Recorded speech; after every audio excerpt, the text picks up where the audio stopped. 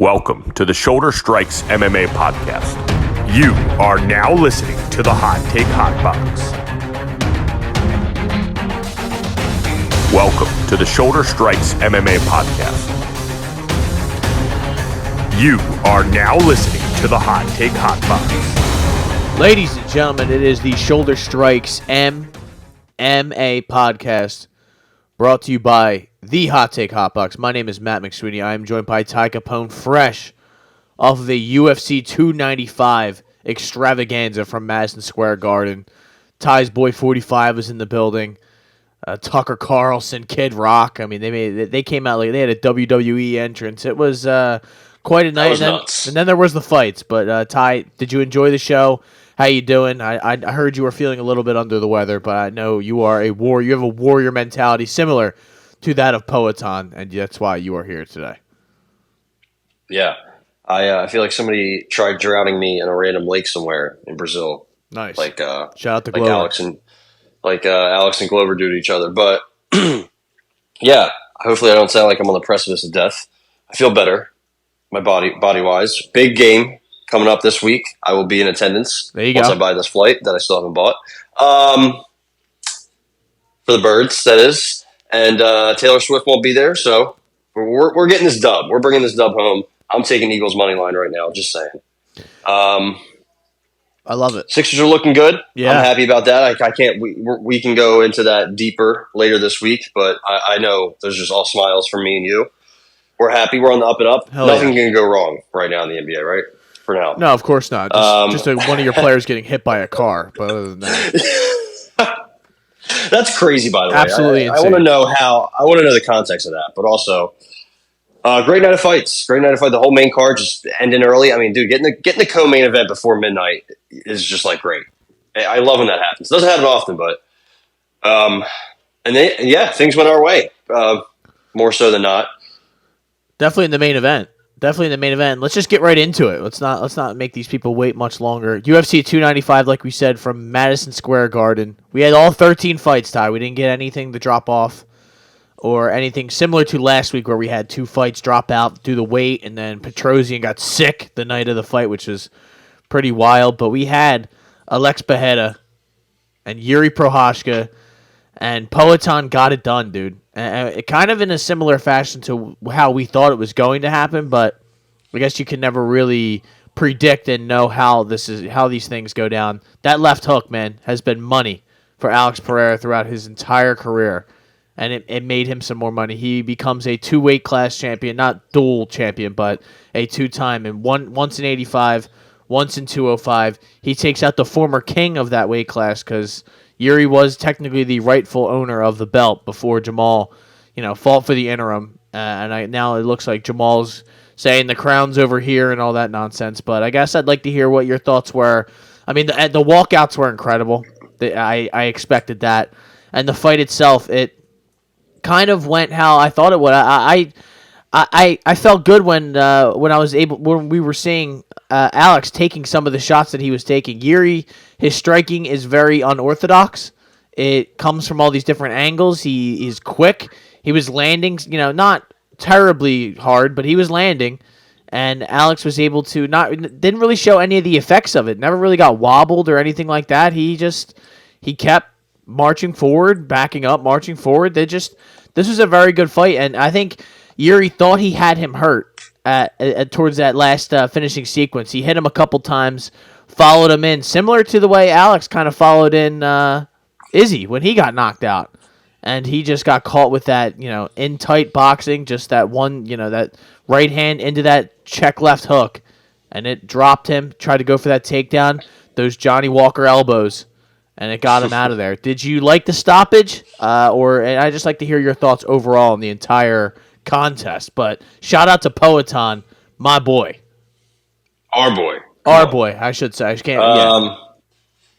Yeah, I am fine with the stoppage. The fact that Yuri said Mark Goddard was right in a very odd, cryptic post-fight video. I don't know if you saw that. Yeah, I turned it off about 20 seconds in.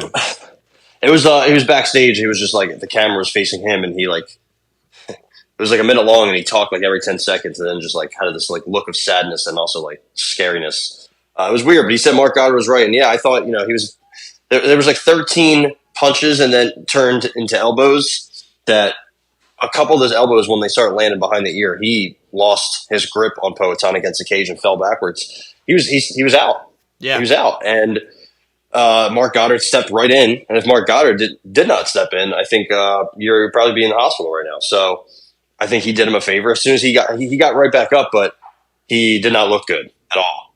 His body language, his eyes, he didn't look good. So right away, I saw everyone say it was a bad stoppage. I was just honestly very confused. I don't know how, I didn't think it was that bad. It's just a main event. People want to see people go to sleep. And I just don't agree with that at all. I'm sorry. But real quick trivia time. Do you know Alex Pereira is the 9th double champ in UFC history? Do you know the other 8? Just people who've won belts in 2 different weight classes? Is that so? I mean, DC, Henry Cejudo, yep. Amanda Nunes. That's 3. Conor McGregor. That's 4. Jon Jones. That's 5. GSP. That's 6. These last 2 are gonna be hard because they happened so long ago, and I mean we're watching the whole career of Jake Collier and Martin Budai, so it's hard to remember some things. Frankie Edgar. Close. He went for it. BJ Penn. Boom. That's 7. And Randy Couture. Oh, got it. Oh, 8. Look at you, Money Matt. How about Money it, baby? bags. I still got it, man. My brain is still there. It's still there. We don't have long, but while we have it, let's try to take advantage of it. So Alex is, I guess he became the 33rd to attempt to go for it, and he became the 9th to do it. I mean, listen to all those names you named. That's 8 Hall of Famers. Yeah, that's 8 of the best to ever do it. And Alex is right there with him, and that's some good company to keep. And some of the guys that went for it and didn't get it, that he was able to do something they didn't do. I mean, RDA, Max Holloway, Izzy. Frankie, Pettis, Volk, Izzy, TJ, Lyoto Machida, Vitor Belfort. None of them could do it, and he did. It's just a crazy. He had some favorable matchmaking. Yeah, he hasn't really fought any wrestlers, but his wrestling has improved. Right, he was able to get up when Yuri took him down. I also thought he won round 1. Every judge gave it to Yuri, I guess because of the takedown and the control. But before that, Alex knocked him down with a leg kick a minute in and just chewed up those legs. And it only took a couple kicks. Yeah. Chewed him up. And I thought, damage outweighs control time by the rules, right? So I thought what he did was better. The refs had a rough night in general. We'll get to that later in some of these fights. But, what more can you say about Alex Pereira? He just came to the sport just a couple of years ago, double champ, calls out Adesanya. Awesome. Which I kind of love it. I mean, Jamal Hill's right there. That's cool. But I think Jamal Hill also still has some recovery time. Like a torn Achilles, unless you're Aaron Rodgers, which, maybe he didn't even tear his Achilles. I hear all that. Right? I hear all the fucking conspiracy theories. Which I'm completely into, because there's no way that motherfucker at 40 or whatever he is coming back mid to December. But hey, we'll see. Yeah. But I don't know where Jamal Hill is in his recovery time. He should be next up for sure. But if there's any kind of, if he can't come back by April, which is when UFC 300, I think is going to be, how about Adesanya Pereira 3 or 5, if you will? Yeah. Pretty much the finale of this trilogy, MMA trilogy, and just this insane rivalry in mixed martial art combat sports. I'm all in for that. I know Izzy said he wanted to take some time off, and he probably should. He fought so much. But I don't know, man. That would be, they'd have to give Izzy a lot of money. I'm sure, like $5 million plus or something like that. But dude, 300, put that in Vegas. That would be awesome. I know they want to kind of roll out the red carpet for 300. I think that's like the plan, right? I think they wanted to get Jon on that, or Conor or somebody. They got to have a big time name. It's got to be Conor. We Conor headlining with like Pereira, Izzy 2 or 3, I should say, or 5, or 10, 15.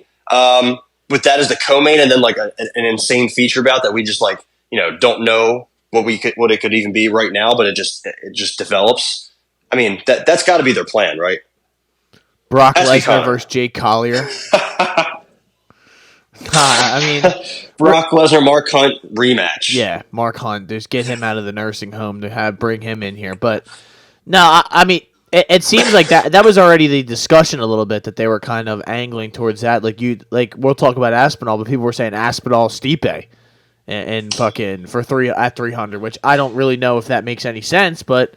Dude, did you see Stipe when they showed him? He looked like he couldn't walk. I don't know if that's just how he walks. At my buddy's house. We were watching that. We were like, "Oh my god, look at him, dude!" Like, it's like bad. an old defensive lineman walking in there. Like, it looked like Robert. His wife Quinn. looked good, but he. Shout out to Robert. Yeah, Quinn. Dude. I mean, he is like in his mid 40s, which I completely forgot about. That he's like 43, turning 44 soon, I think, or maybe 42, 43. But yeah, that didn't look good. And him and John are still talking about they're only fighting each other. And people keep saying, "Oh, Jon Jones, your legacy is not complete until you fight Tom Aspinall." I'm like, all right, let's calm down. I think Jon Jones' legacy has been cemented. He's good. When he slung Lyoto Machida's dead corpse on the cage. But yeah, kind of forget where we were at, so I'm gonna have to. We were just talking all the light heavyweight and all the 300 nonsense that is going to be coming around, because that seems like the big topic of conversation, what the main event for 300 is going to be. I imagine around Christmas we'll find out that it has to be Conor, though. Like I did say this, if it's not Conor, I don't think he's ever coming back to fight. It's at that point.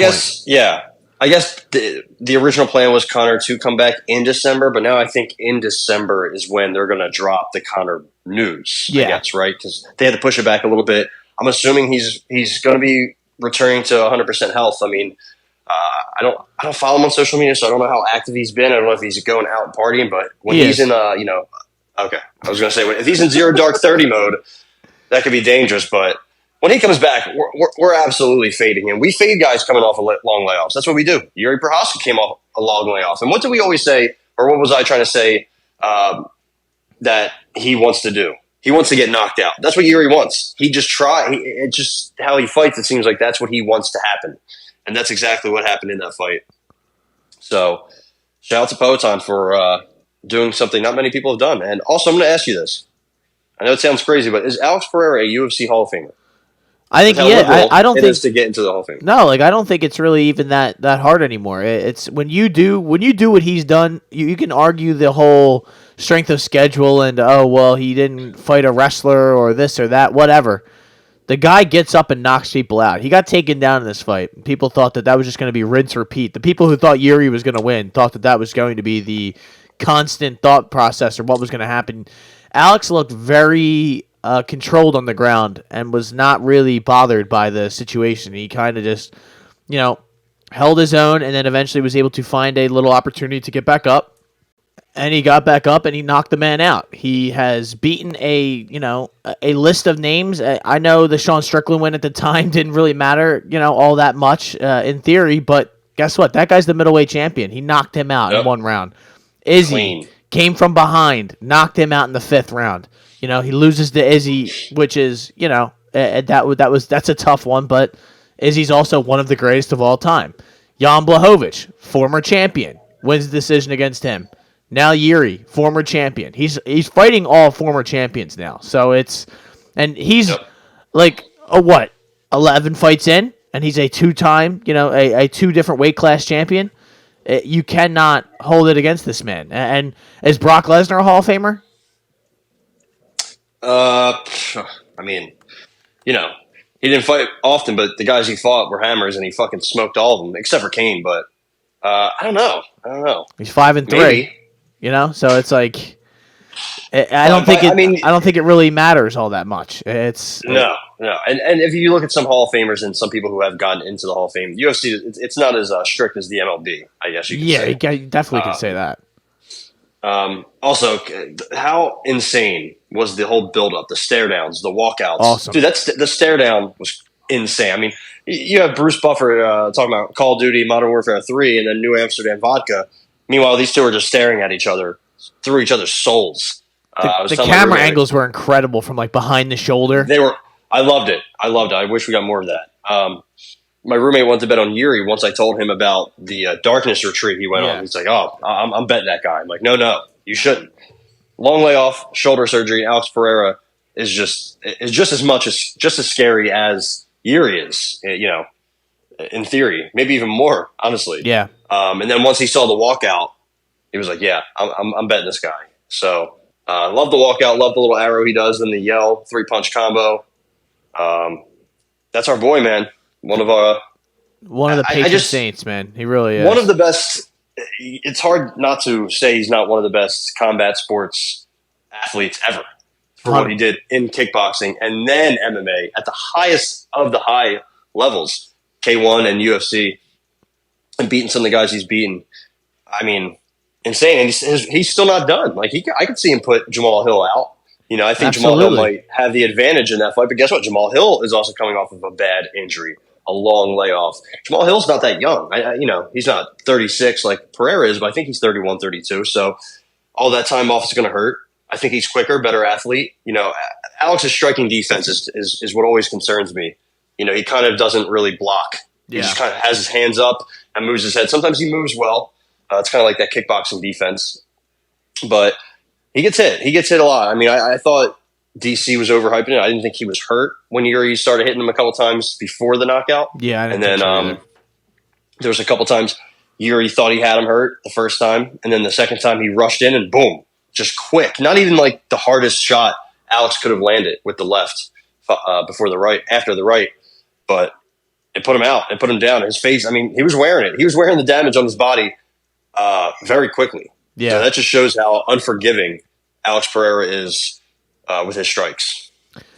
And I guess we will see what they do with him next. It seems like it's either a Jamal Hill or Izzy, if Izzy were to want to come back and fight right away. But it feels good when you predict a fight like this and it goes exactly the way you kind of expected it to. Like the knockout and just getting Yuri out of there. It was picture perfect, man. And for Yuri, he's nowhere near like done necessarily. He's kind of just got to get back up, get back on the horse. He's only 31 years old, so he could fight pretty much anyone at 205 and honestly get a rematch, because I think they would love to sell that rematch again if they were able to do it in time. I know Magomed Ankalaev probably would have an argument for wanting to get in there and fight the champion soon, but he's got to get through Johnny Walker. Apparently that's been made for January. Sometime in January they are going to fight. So love it. Run it back. We shall see. It's kind of just light heavyweights a little bit in a holding pattern right now due to Jamal Hill being out and everything. So I guess we shall see. But that was the perfect. I know losing Jon Jones and Stipe was rough, but they could not have capped the night off any better than having those two get in there, and just the representation of mixed martial arts being these two psychotic warriors is exactly what I wanted, and it lived up to the hype. So something else that this kind of went exactly how it could have and should have gone. Tom Aspinall catches Sergey Pavlovich right on that temple and rocked his world with a right hand, got him to the ground, and finished him in under 2 minutes, under a minute and a half, under a minute and 10 seconds. 109 is all it took Tom Aspinall to get Sergey Pavlovich the fuck out of there. And listen, this was kind of we should have just bet the under, which is really what I should have bet, because I had Pavlovich TKO. You had Aspinall inside the distance. We didn't know how it was going to go. Whether a lot of people said it was going to be Aspinall taking him down. You said a lot of people I was watching the fights with thought that was going to happen, and I thought Pavlovich was going to knock him out on the feet. Pavlovich landed a couple good shots in the short time that the fight was going on. This kind of just seemed like somebody was going to go to sleep. And it happened to be Sergey. Sergey did not take it. I mean, listen, it might have been just a situation where he got hit on the right side, and it was just didn't take that shot very well. Doesn't seem like a guy who takes a punch very well. And I know at heavyweight that's not it's not an easy thing to say, because it's like getting hit with a fucking sledgehammer at that weight class. But good win for your boy Tommy Aspinall. He is the new UFC interim heavyweight champion. I am still struggling with this whole interim thing. He's basically the champion, but I guess I ask you, Ty, how did it make you feel to watch your boy claim his title? Yeah, one shot is all Sergey Pavlovich landed the whole fight, but it hurt. It was a big one. He kept trying to land that right hand, and he landed the right hook. Hit Tom Aspinall, and it. He noticed. It kind of woke him up, and he was like, "All right, it's time for me to get into my my boxing zone, I guess. And then he did. Right? It's like that punch that, he needed to feel his power. He felt it, and then he gave him some of his, and Sergey couldn't take it. I did a perfect shot, left hook, straight right, just boom, boom. I mean, how fast are his hands? Unreal. How fast does he move? How well does he move? He was the heavier man in this fight. He's the bigger guy. Yeah. Like, people talk about how big Pavlovich is, and he has just long, long arms. But dude, Tom Aspinall, DC, I forget who it was. I think it was either Anik or DC said when they met with him in fighter meetings, they couldn't understand how big he was. He was just much bigger than they even knew, and they had obviously seen him so many times before. So he's just he looked a lot bigger in there, like good big too. Like when you're in 265, I'm sure he's more than that the day after, but he's in really good shape. Yeah, really good shape, and he still moves well. Kind of like a better version, I think, of Cyril Gane, more boxing instead of kickboxing. And it's gonna be. I mean, with his ground, how good he is on the ground, it's gonna be tough to beat this guy. I think he has a pretty solid chin. I really don't like how he moves backwards sometimes. Like there's times Pavlovich was trying to chase him down. He just moving his head back straight. Yeah. Yeah, I was like, oh Christ! If you get hit, man, you're going down Anderson Silva style. So that's a concern, obviously, but it's heavyweight. You have concerns everywhere. I mean, Pavlovich could have won this belt, and he has red flags pretty much everywhere in his game. How long is he going to be the interim champ for? Because Jon Jones just got this surgery. He's going to be out for a long time. Like Pavlovich is ready to go, or Aspinall's ready to go, probably in a month or 2 or 3. So you just have him fight Stipe for the like. What do you do here? I don't understand what you do next with that interim tag, like you said. I mean, unfortunately, I think if he wants to keep fighting, and I guess if they're going to defend the interim title, which is a wild concept, that can't be a thing. It doesn't seem like it should be, but I guess it's going to be. Him and Cyril Gane would probably be the next logical step, right? I mean, Cyril Gane's still number 1 ranked. He's coming off of a decimation of, I believe that was Spivak, right? Not all that long ago, sometime in the summer. So, would that be next? I don't know if Cyril Gane... It seems you can make that fight soon, too. Yeah, and Cyril Gane doesn't have anything lined up right now, does he? No. So I think he's probably hanging around waiting for a situation just like this. You could do that at 300, kind of on the undercard, because it wouldn't be something you'd main event the biggest, right. The biggest fight card ever, basically, is what this is going to wind up being promoted as. But hey, man, what a win for Tom Aspinall. And like you said, it kind of just solidified all those things that maybe any doubt that I had, the reason I was betting Pavlovich, has kind of been, cold water's been thrown on that, because Aspinall, maybe the one thing I said was he couldn't be able to take the shot that Pavlovich hit him pretty hard, and he ate it. And like you said, maybe going straight back isn't the right answer, but it worked. And his quickness and his ability to kind of get out of that danger zone very quickly and then get back into it to get his own offense off is really dangerous at the weight that he's at, 260-pound man, moving the way that he does. We said it on the podcast before that he moves like kind of a middleweight, and he's explosive. His ground game is nasty. He, took care of Volkov like he was a child. I don't know who's beating this guy now. It is at that point where it was one of them. I have to see it first to believe it, and I believe it now. He put Sergey Pavlovich to sleep, and now Tom Aspinall, he's reigning above the heavyweights. Tom, do you think he beat Jon Jones? Man, yeah. I mean, Jon would be coming off of a pretty big surgery at a pretty old age with a lot of mileage. I know it's Jon Jones, and I don't know, man. Tom Aspinall's probably bigger, quicker. I mean, I don't know if he's better than Jon on the ground. I would say he's not, but I would assume he's pretty good. I mean, he is pretty good. We know he's good. He's a black belt. His boxing's better. Yeah, I don't know. I think I would favor Tom Aspinall over Jon Jones coming off of a torn pec at his age. I know it sounds crazy, like Cyril Gane Part 2, where I don't know why I bet on Cyril Gane in that fight. But I remember that.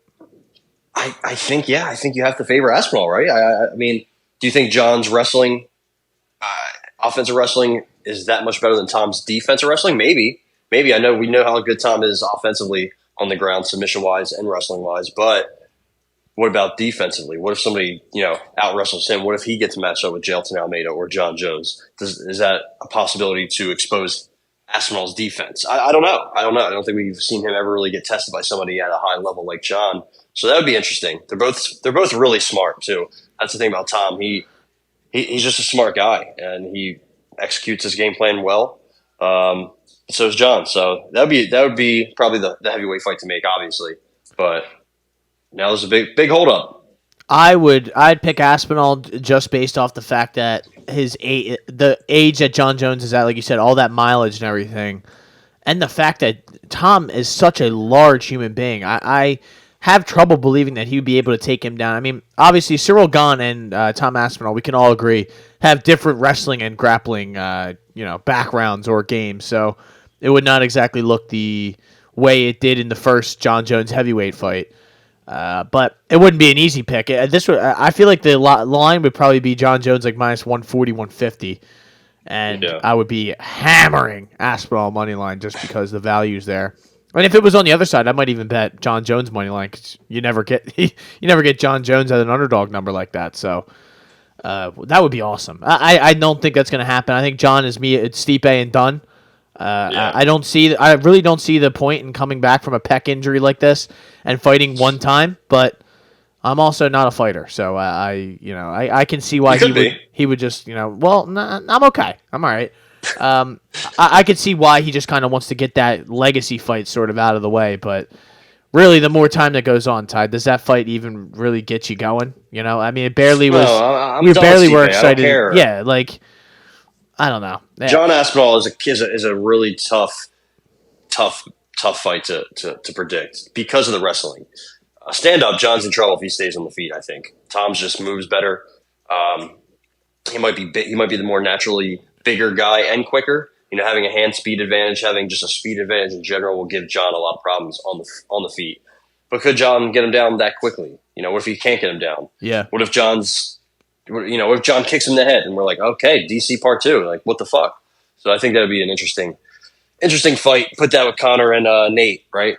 Nate, run that back. There you go. Run it all back. DC and Jones one more time for the legacy. No, so that's that. Let's keep it moving. Jessica Andrade. This one, it did not go the way that the books thought it was going to go, and did not go the way I guess we thought it was going to go. But Mackenzie Dern, I don't know why I almost fell for betting her. I know you did. You were betting on the divorce being the motivator, but the truth is that her takedowns are horrendous, man. And she just can't get people to the ground. If you're a jiu-jitsu guy, or gal in this case, and you can't take people down, then you're basically just a sheep being led to slaughter. Because you're fighting someone like Jessica Andrade, and she's just going to fucking eventually crack you with some bomb. And it's just not going to go well. This looked ugly, Ty. This was one of the worst performances from her I can remember. In a little bit, it seems. Yeah, it's kind of funny because she actually hurt Andrade at one point. Yeah. At the very end, she hurt her, and then that's when she got hurt the most. She got knocked down 4 times. And if you look at the strike disparity, it was 53 for Andrade, 49 for Dern, which is not much. And Dern threw 7 more than Andrade did, so the percentages were kind of close. Andrade went to the legs a lot. Yeah. A lot, and that mattered. Mackenzie Dern was throwing these like spinning back fist punches without the spinning motion. So it was just like straight hammer fist standing up, I guess is how you'd explain it. It was ugly. She was spinning and, just doing shit that is not only is it not going to work, it just looks bad, right? It looks like you don't know what you're doing in there. And she didn't know what she was doing, right? She couldn't get the fight to the ground. There was one little minor scramble where I thought she could have got the back or got an armbar, or that's what she wanted to do. But Andrade got right up and, just more power, better striking all around. And Mackenzie Dern again. I mean, I know she's working with Jason Perillo, who I think was kind of took Bisping to the next level of his striking. But I don't think there's much you can do. Like, I don't think there's, it's kind of like Anthony Joshua going from trainer to trainer. Same with Ryan Garcia.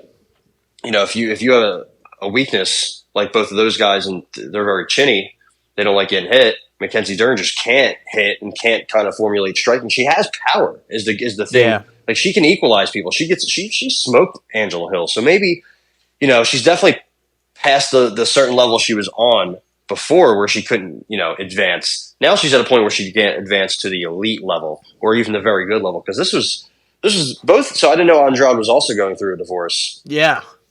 And this was her 5th fight in the calendar year, which is crazy. Which we'll talk about Loopy later on. She made history also. And it just didn't matter, man. Her striking is just a mess. It's just everything. Her game is just a mess. She can't get it to the ground. That's the only part of her game that is even good. It's elite, but that's all. She can't do anything else anywhere else. She doesn't really do anything in the clinch. She can't wrestle for shit. She can't get a takedown. She's very sloppy and she's sloppy offensively and defensively on the feet.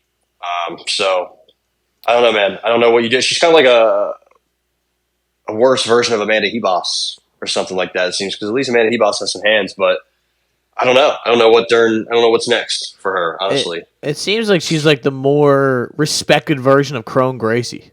Like it's where when fights are bad for him, he winds up just flailing around on his back and kind of just hoping that somebody enters his guard. I think the problem with Mackenzie Dern is that nobody respects her on the feet.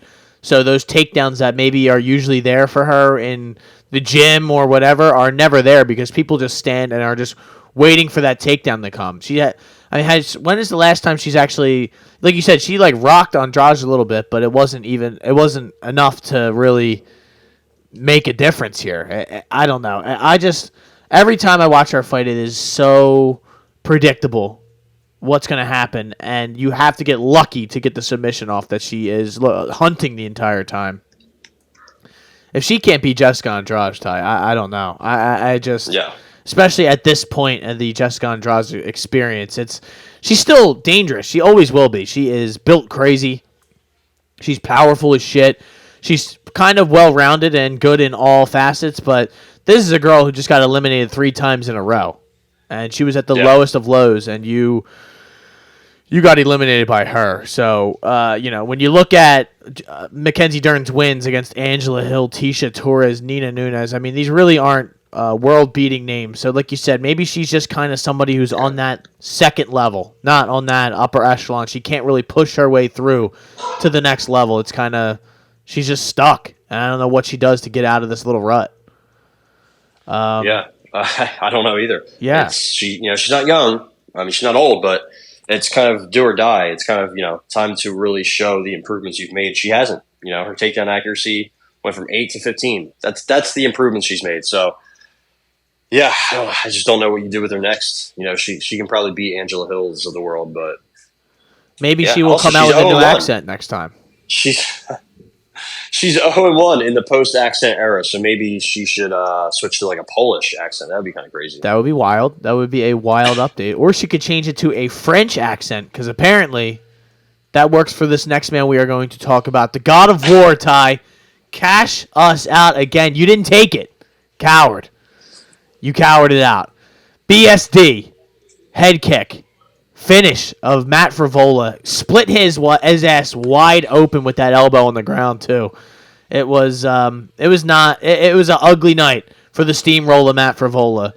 And BSD getting it done again. He wants Dustin Poirier now. He'd beat the fuck out of Dustin Poirier. No, I don't know, honestly. I'm just saying stock is at an all-time high for our boy, the God of War.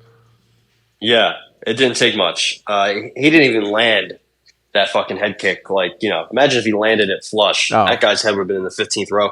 I love the call out of Justin Gaethje since he was there. He even doubled down on it. His English, very good. Yeah. Very, very good. My roommate before this fight was like, hey, this guy's a French Special Forces. You should bet on him. He's like, yeah, I'm sold. That's all you got to tell me. Yep. Usually works. He's a savage. I don't know what else to say. He's going to keep climbing the ladder. And I think he's going to keep putting people out. I think getting ranked is next, right? Is he ranked yet? I mean, Matt Frivola was 14. They didn't update them yet. That'll happen tomorrow. Yeah. But he's better than Drew Dober and Frivola, and he's right there with Moicano, Bobby Green. He should be ranked. Yeah, he should definitely be. I mean, why would you not put him in the top 10? Rafael Dos Anjos is 10. Exactly. So I think maybe next, if you want to kind of keep fucking over Mateusz Gamrot, you give him BSD, and then if you say, okay, That listen, would be awesome. if you shut down the BSD train, then we'll give you your title shot or whatever the fuck. I mean, 155 is just a weird division right now. We have Islam and Charles running it back. I'm really hoping that it just happens out of left field and Justin Connor gets made, BMF, UFC 300, all the fucking money in the world, right? They're both going to cash out. Yeah. Dustin Poirier, make some more hot sauce. That's fine. I don't really care. Maybe Dustin and Chandler. Sure, have them fight. I don't care. And then you have Gamrot BSD. I think that would be awesome. I think that would just even Fiziev or Dan Hooker. I think Dan Hooker has a fight coming up. But if you give BSD a top 10, top 15 matchup, really top 10, because again, like you said, Bobby Green and Dan Hooker, right? They have that. So I think then you slide BSD with like Jalen Turner, maybe, or Fiziev or Gamrot. I'm all in. I don't know how you can not be all in. I think BSD has what? Let's see if I could bring myself back to where I was. Is it 5 or 6 stoppages in a row, right? I believe so. Yeah, But, he's what? 5. Yeah, 5. Yeah. So 5 finishes in a row. That has to be close to a UFC record. I thought I saw a stat or a graphic, but I'm not sure. I thought the record might have been 6. 6 stoppages in a row as a record. I'm not sure. But yeah, I mean, this guy's a killer. He had an amazing post-fight speech. He took the mic and pretty much said everything he wanted to. He called out all the top guys, all the vets, and his English is great. He just seems like a great guy. Hell yeah, dude. Scary also. You don't want to be on his bad side. So we are OG day one BSD fans. Even when he got his ass beat, we said, "Yo, the fact that he didn't even go down. That was when I became a fan. Down to the ground. He didn't get knocked down. He just stayed standing the whole time. That's crazy." I think he took. Yeah. Didn't he take that on short notice? He was up 15 pounds from his normal weight class, fighting Zaleski dos Santos, who is an absolute savage. And that's a big jump to 170. I know BSD's a big boy, but that's a jump from 155 to 170. We talk about that. How much of that seems like the worst jump of the bunch. To make that jump from 55 to 70 is huge. The stature of the guys that are fighting at that weight class is so much different than what is going on. If guys like Connor and people like that can fight at 55, but then they go up at 70 and try to fight an actual 70er, and guys like Usman are getting in there, you're like, okay, this is a little bit of a different ball game up here. But BSD, man, BSD almost won that third round, right, against Zaleski after he got torched in the second. Didn't he almost come back and win that? He was like, he was like putting up a fight with his. It looked like he got hit by 2 sledgehammers on both sides of his face. He was just like the God of War, dude. He was not ready to give that L up. God of War. He took an L too. So he's learned his durability, his cardio. We know a lot about him, even though we don't know a lot about him. If that makes sense. He's still very young, which is crazy. So he's going to keep hacksawing through these fucking guys like it's nothing. Quickly too. He does not. He wants to get in there, get a check, get a violent finish, and get the fuck out of there and run up the next one. So I can't wait. I know you can't wait. We can't wait to see what he does next. Hopefully he comes to a venue near one of us and we can go see him. I just hope they give him a fight, like a real good one now, because he just showed like Frivola was on a run and he halted that shit immediately. Yeah, like even if it's somebody like that, like because BSD's not just a stand up and bang kind of guy. Like you would think that because he's fighting he's finishing all these fights. 3 of them have been subs, I'm pretty sure, and 2 have been knockouts. Or it's like right down the middle, either way. So he is a well-rounded mixed martial artist. I'd like to see him use it the next time, and maybe he gets into a fight with, like you said, a Saruki, and he gets taken down, and he gets back up, he locks in a guillotine, he throws up a triangle, anything. Like he's. I mean, dude, to run through Ismael Bonfim, Thiago Moises, Matt Frivola back to back at age 26 and 27. That's impressive, man. Yeah, that is impressive. Those are 3 quality, solid UFC fighters that will fight for a while in this organization. We'll see about Ismail, but at the time there was a lot of hype. Yeah, smoked him. All early too. The Moises one was a little bit drawn out, but that's a tough matchup. And he went to the ground with him, took him down, and just flattened him. So. Yeah, he's dangerous from all angles, and I'm sure he's not the easiest, he's not the hardest one that you can hit him. You can hit BSD for sure, but I don't know if it matters. That's the problem with fighting him. We're just not sure if it really matters at the end of the day when you land your cleanest punch against this guy. But how about this one? Diego Lopez made us look silly. My instinct was to bet Diego Lopez because I kind of felt something like this could happen. But I just thought that you kind of convinced me, and I thought you were right, that Pat Sabatini would be able to get this guy to the ground and kind of smother him a little bit. But it really he was never able to really get out of neutral here. And Pat does not take a shot well. It's what I've learned through these last couple of fights. You know, this Damon Jackson and now Diego Lopez have gotten him out of there, and a combined 2 minutes and 39 seconds. So it's kind of a real killer be killed mentality here for Pat Sabatini. But what a great win for Diego Lopez. Diego Lopez kind of showing that he is legit, and he is for real. He is a big guy for 145. He's 5'11", 72-inch reach. He was 3 inches bigger than Pat Sabatini, but what a win for Diego Lopez. I don't want to act like this is all like, you know, anti-Pat thing. It's not the case at all. Diego Lopez is for real. I don't know what's wrong with me. I mean, I've been a Diego Lopez guy from the beginning. I had him over Gavin Tucker. I had him by sub over Gavin Tucker, and that was easy work. And I had Jamal Emmers over Pat Sabatini in a fight that he just threw away. Yeah, we'll get to Jamal Emmers later, as he did what he was supposed to do, what he has been doing. Against your boy, the Menace. Yeah, and he just threw away that Sabatini first round knockout. He just threw it away.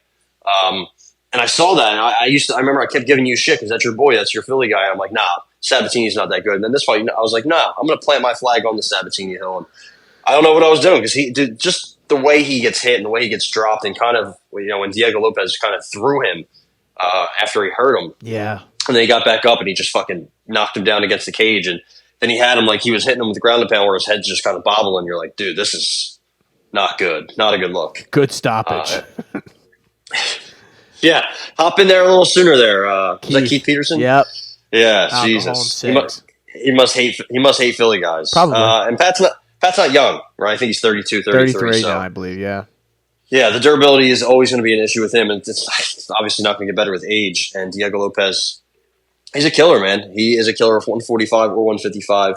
Doesn't matter. I think he is must-see TV. I know that obviously the Evloev and the Joe Anderson Brito L's weren't great, but man, those are two really good young fighters that he also had moments of success against. He's just a wild card. He's kind of like we'll give up position. He's a submission over position guy, but he's going to win a lot of fights in the UFC for sure. I mean, so.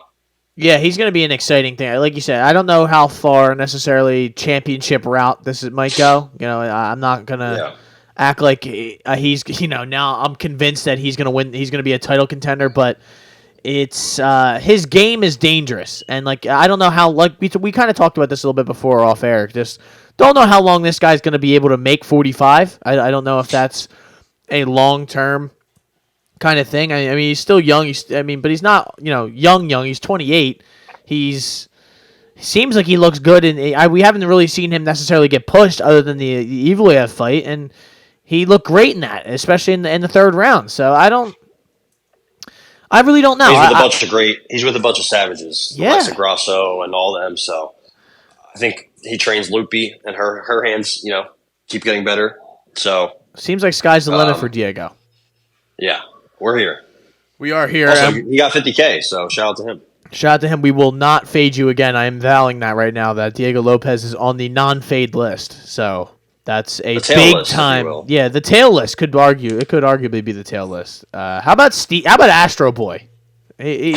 Astro Boy almost got sent into the Astro world during this fight, but Steve Erceg kind of showed that he has a little bit of grit and tenacity to him. He kind of showed that in his last fight too, but all in all, Ty, this fight was kind of boring. I didn't get all that close to my finish, so I wasn't really all in on this. We were close, not really, So it was. Yeah. I don't really. I'm not a huge fan of Alessandro Costa either, so I kind of just was like, okay, let's get to the main card already.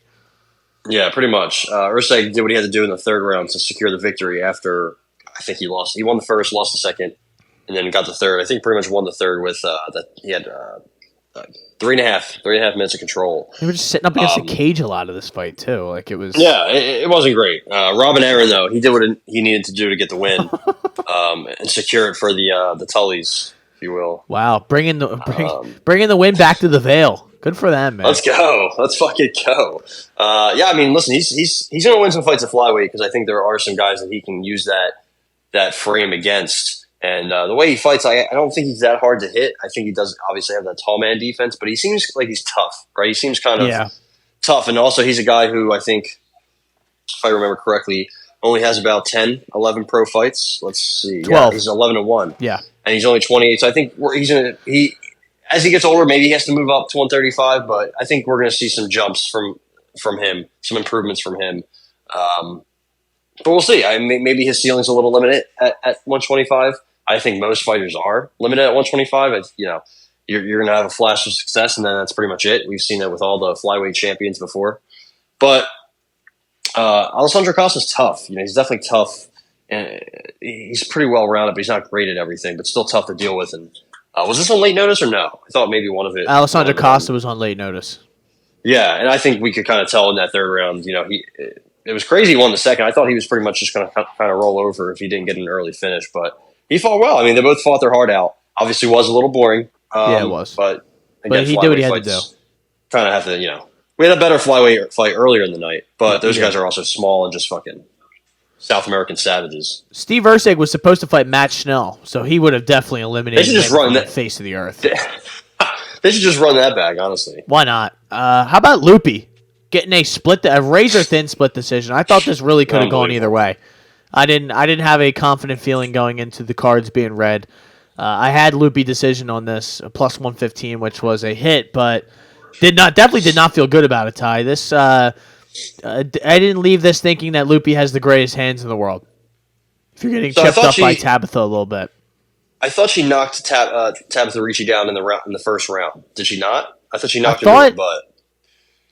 And then she got hit at the very end of the round, hit. Right? Yeah, I feel like Loopy was almost getting knocked out at the end of the first two rounds. Round two, yeah.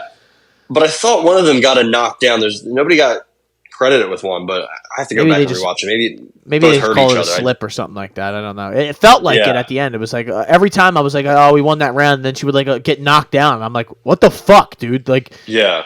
I'll say I think Loopy did a good job of closing out the championship, the third round, the final round. But we got to talk about the 30-27 Ricci scorecard. Insane. Brian Miner, what are you doing, bro? Also, Brian Miner gave Mackenzie Dern the first round. How? Maybe he shouldn't be doing this. Yeah. I wish they would have is there a website where they track all these guys' scorecards? I really feel like they should. I think on what's the one site?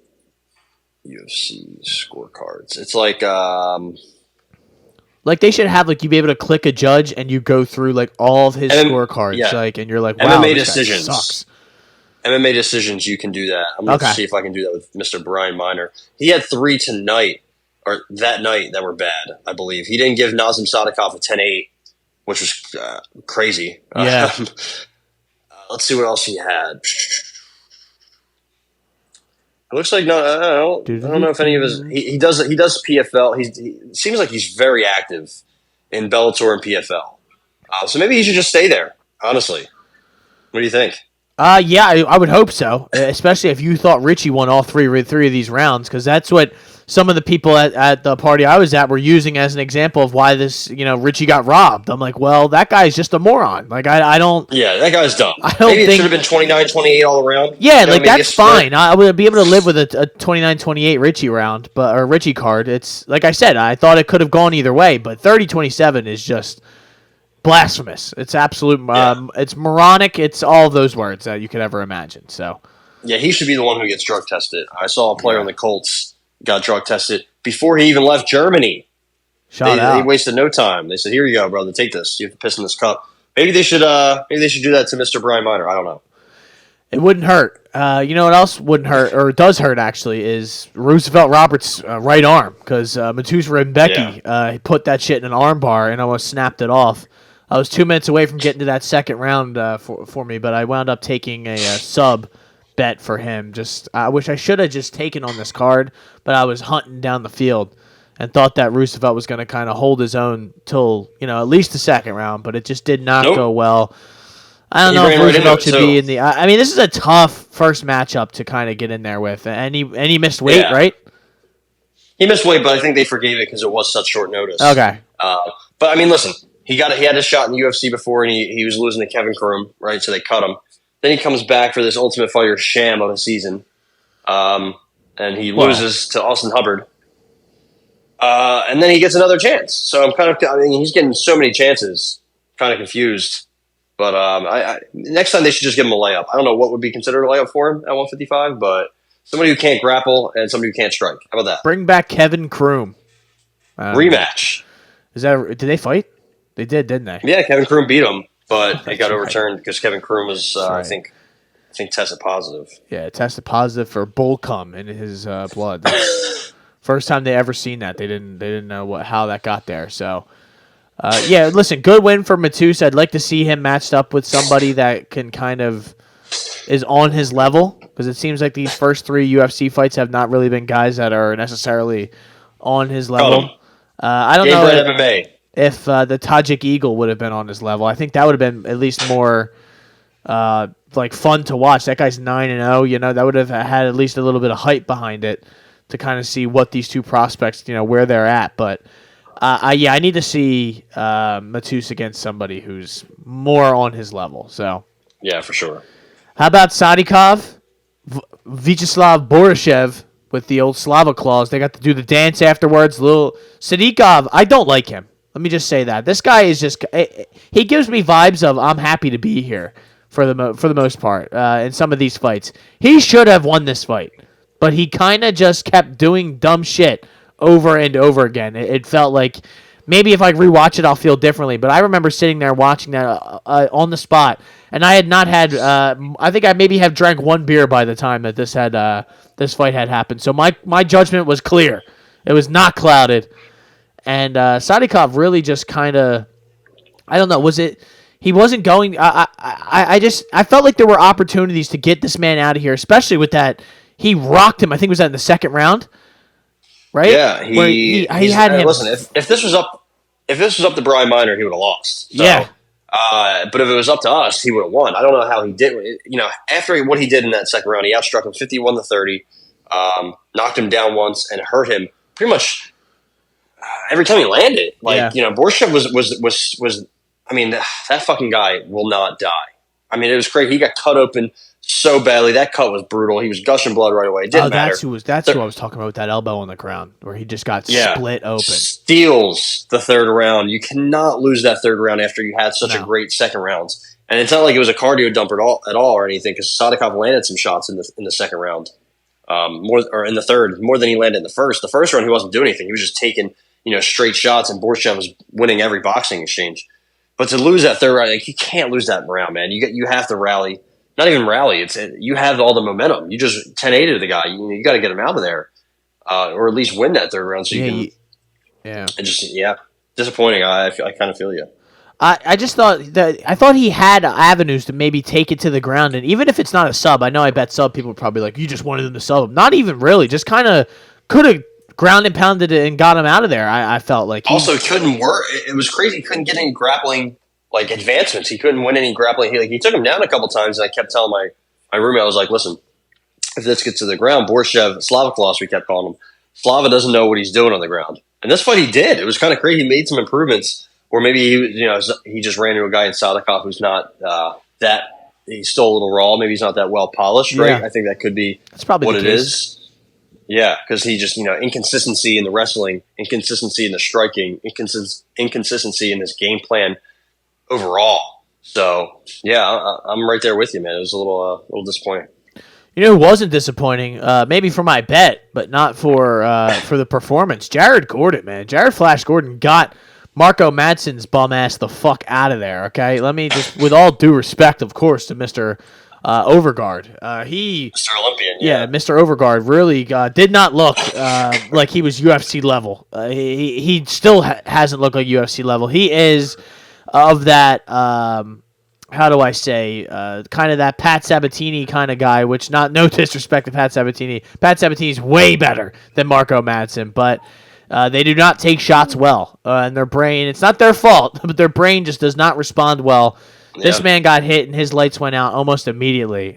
Flash knockdown on the ground. He got hit a couple more times, and it was curtains for Marco Madsen. You like that? And there you go. Jared Gordon with a huge win. He needed a finish. Yeah, he did. Also, did you hear Dylan Dennis call Jared Gordon bum? Okay. He said he would beat him in a fight. Yeah, and then he said he would fight Kevin Holland and beat him. I don't know why we're still getting sound bites from him. Like, that's what I love about Ariel Helwani. He acts like he's a serious journalist, but then he's doing like a fireside chat with that fucking guy. You know, he's at like a random comedy club in like not even L.A. but in California, talking to Dylan Dennis on stage. It's like, what is this? What is this? Yeah. What are you doing? Somebody, it was, who was it? I think it was Kevin Holland. There was a video on Instagram. Kevin Holland was the top comment I saw. He said, "Why are you hanging with the ops?" And he tagged Ariel Helwani, which I thought was great. Yeah. But yeah, big win for Jared Gordon. I mean, the elbow was nasty. The clinch work was nasty. And, you know, Jared Gordon is a dog from Astoria. So, you know, getting a win in his home state, huge for him. He did not get 50K though. So not that good of a night. Not good enough for the boss, but you know, of the 6 people that got $50,000, 7 actually, if you count the fight of the night. So, how about John Castaneda taking out Kung Ho Kong? Didn't take him out necessarily. He won a decision. It was not really even back and forth. It kind of just. I thought Kong was going to have to get this to the ground. He never really even got close to, you know, maintaining position on, you know, just kind of getting anything really started offensively. And Castaneda, I mean, he landed a couple shots here and there, but Castaneda kind of controlled this one throughout, and it was a easy 3-round decision for him. Did it seem like a sparring match? Yes. A little bit? Yeah, it was not, really had no life to it whatsoever. Yeah, and nobody really pressed on the gas, but good on Castaneda for winning pretty much on the feet and on the ground. I thought Kung Ho Kong would have maybe an advantage or maybe a chance to get a nice moment, you know, whether it's like a submission attempt or a knockdown or something, but he didn't have any. He landed some strikes, you know, 111-88 in favor of Castaneda, but nothing really. Castaneda mixed it up well. He went to the legs, went to the body, went to the head, got some takedowns, got some control. Like, he just pretty much did what he had to do to get the win, 30-27 all around. So yeah, you know, not the best or most entertaining, but just a solid win in a sport where it's hard to get wins. Did what he had to do. Do not blame the man whatsoever. It was a good win for John Castaneda. How about Joshua Van, that is, to you people out there. He takes out Kevin Borjas, 3-round decision as well. This one a little bit more exciting than the previous one we just talked about. Kind of a back-and-forth affair. You know, Josh Van getting his offense off, maybe rocking Borjas. Borjas coming back and rocking Josh Van. Lots of body work. There was a lot of good offensive striking going on here. Not really too much grappling. There was a couple of takedowns. I think Josh Van took him down at one point. Yeah, in the last round, which was, you know, Josh Van just seems like he's showing that he can be or he will be, you know, a complete mixed martial artist. He's only 22 years old, man. He is 2001. He's a scary guy for all those 25ers, and so does Kevin Borjas, man. Borjas looked good in this fight as well. It's just 2 young prospects meeting up here, and it was a really good fight. I was very entertained, even though I didn't win any bets. It's very rare when I lose that I'm still heavily entertained. Yeah, that was a good fight. Van averaging almost, I think, what was it, 9 significant strikes landed per minute in his UFC career so far. I mean, and he was born a month after 9/11, so that's impressive, man. For, you know, especially at flyweight, I think he can do. He can be a pretty solid contender. He seems a little smaller in there. I don't know if Borjas is just big. I think Borjas might be a little bit bigger, but I do kind of worry about Van's, I guess, striking defense. Right, he gets hit a lot, 6 times. I was just 6 times per minute. And he's fought 2 guys in Zalgas and Borjas who aren't, you know, huge punchers. Borjas has power, and he's just kind of a little reckless, right? Zalgas does not have power, and he landed a lot of strikes. So yeah, giving up 7 strikes per minute with all that in the flyweight division, that's not good. It's not good. So we'll see how he is going forward. But again, just 22 years old, pretty pretty high floor, at least I'll say for him. He didn't move his head at all, dude. That's what I was noticing in this fight. He does not get off the center line whatsoever. It's just if you throw straight punches at Josh Van, you are going to get to him at some point, and Borjas did. It kind of seemed like it took that to get rocked, to kind of wake up and realize that I have to move a little bit here. I can't just keep going forward and back on a straight line. I kind of got to put in a little left and right in this, and it eventually worked out. But let me say, as much as I love this kid, there's a little bit of concern here for future matchups. Depending on who he gets matched up with, I worry it could be a bad one, but we'll worry about that when we get to it, I guess. How about Jamal Emmers taking out Dennis the Menace early on in this one? With Dennis the Great, sorry, not to be confused with Dennis the Menace. 49 seconds, Ty, is all it took. Just a poor matchup for Mr. Great, and he ran into a hammer here, and he ran into some hammer fists at the end of the night. But and Jamal Emmers missed weight. Back of the head. You were right. Bit. Yeah, I called that one. He seems like to have an issue with making weight. I don't know. I don't know what he can do about that, but yeah, he hit him with a beautiful straight right and got him out there. Just got the finish he needed. He also did not get 50K. But I guess that'll happen when you miss weight, right? Also, prelim guys kind of get the shit end of the stick, if you will, sometimes. So that was UFC 295, ladies and gentlemen. I think it lived up to the hype, Ty. I enjoyed the fights. A majority of them were good and entertaining. So you're not going to hear any complaints from me. Lots of bonuses given out. I don't know if it was because your boy 45 was in the building. I don't know if Dana just felt good about what was going on. How about that walkout, first off? Unreal. We got Don Sr., Dana White, and then we got Tucker Carlson, Kid Rock. Don Jr. Yeah, it was Kid Rock, Dana, and Trump, which is just, hilarious three. And then you have Don Jr. in the back. I'm like, I thought he was going to jail, but nope. Possibly not. Not yet. The first person Kid Rock daps up is none other than Jared Leto. And I'm like, what are we doing? What is going on here? I'm like, where are we at? This must be a fever dream. It kind of felt like it. A lot of people were in attendance.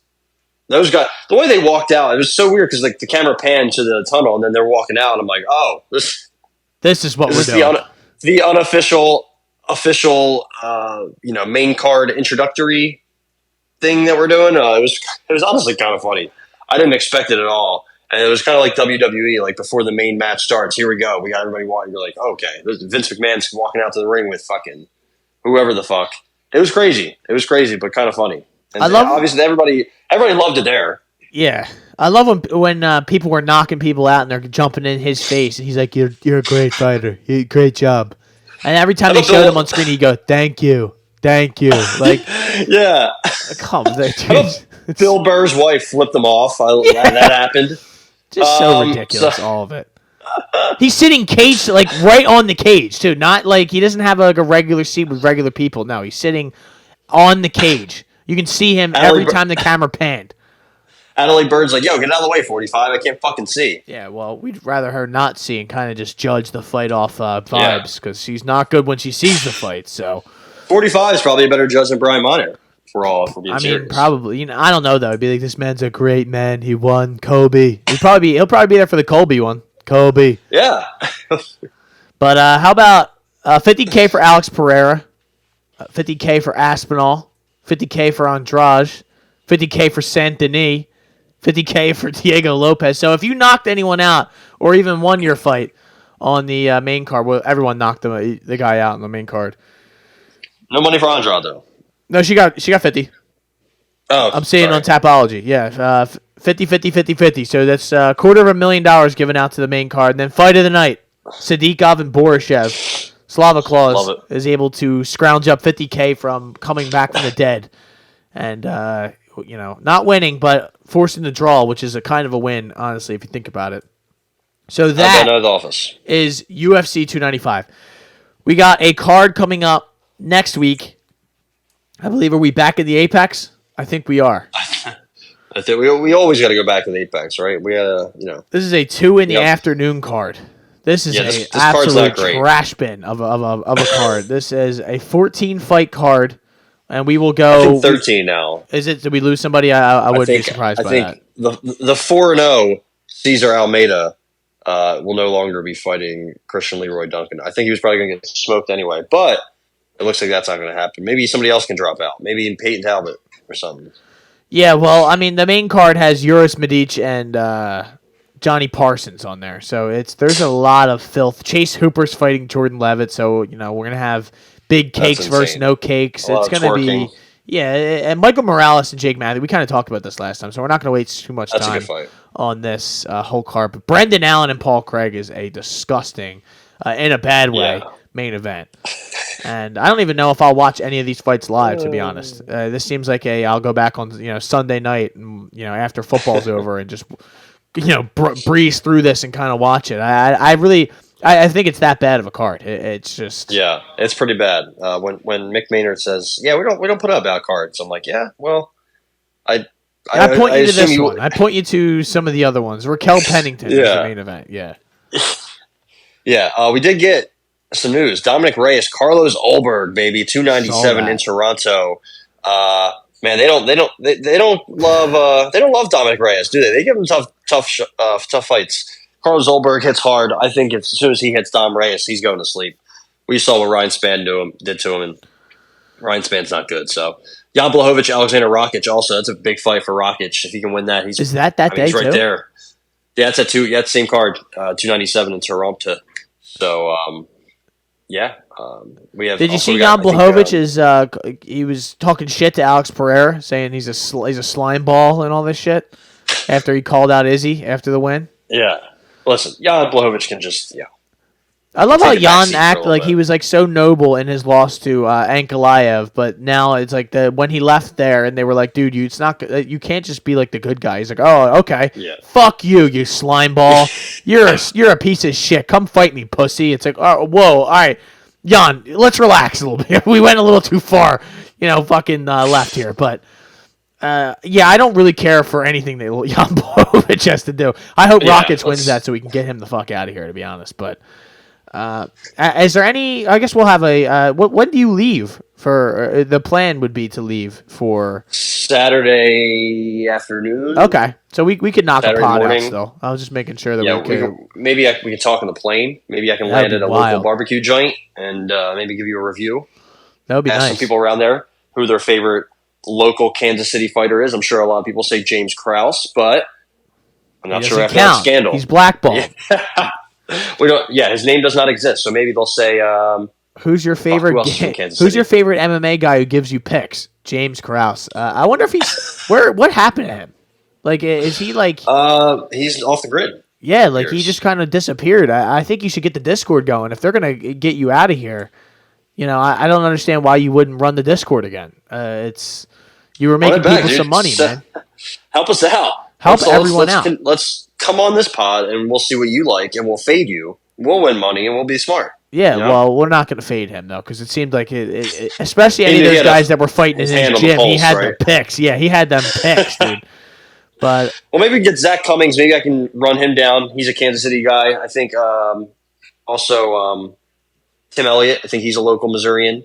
So maybe I can run some of those guys down, see what they got, get them on the pod. Who knows? Also, we did have Game Bred Bare Knuckle MMA, a main event. Roy Nelson was the underdog. Almost got it done against Alan Belcher, but he lost a split. Alan Belcher is now the inaugural heavyweight champion of Game Bred MMA. Bare Knuckle MMA, may I add. Randy Costa also, he did illegal things to Jason Knight. It was bad. He beat Jason Knight up for 1 minute and 41 seconds. That was pretty brutal. Jason Knight, if he's only 31. If he lives to 35, I'd be surprised. But Chase Sherman, huge W. He beat the shit out of some poor fella. Brandon Davis got a win. Curtis Millender back in the win column. That's huge for him. Joshua Weems somehow gets submitted. So that happened. At BKFC? BK MMA. Oh, what the fuck? Yeah. Francisco Trinaldo beat Sasha Palatnikov after he just randomly tears his ACL. Hector Lombard back in the win column. So pretty good night for some guys. And I didn't see a punch thrown from that event. I will. Yeah. So It was in Mississippi, so you'd be surprised that they probably don't drug test. So I'm sure Hector Lombard was on all of the Flintstone gummies. I'll tell you what, Eddie Alvarez looked like he was on every single Flintstone gummy that's ever been created before. They're throwing body shots at Mike Perry. That was wild. At first, I was like, "This is funny," and then they kept going. But I was like, "All right, let's." That Mike guy Perry Dave Feldman has no control over what's going on there at all. He's no Dana White, that's for sure. He kind of just it's a wild west over there. Sean Shelby, yeah, he's just like, all right, guys, just don't stab each other before the fight. Anything else is fine. Shout out to Hunter Campbell doing some of the stare-offs this week too, which was wild to see him out there. So never seen him. Didn't even know what he looked like until I saw him. Yeah. Who's this guy? Yeah, getting dwarfed over by these large, giant human beings. So it would have happened to me too, brother. It's nothing. No disrespect. So. Ty, this has been the Shoulder Strikes MMA Podcast brought to you by the Hot Take Hotbox. My name is Matt McSweeney. I am Ty Capone. And as always, ladies and gentlemen, please make sure to wash your shoes before you walk in the house.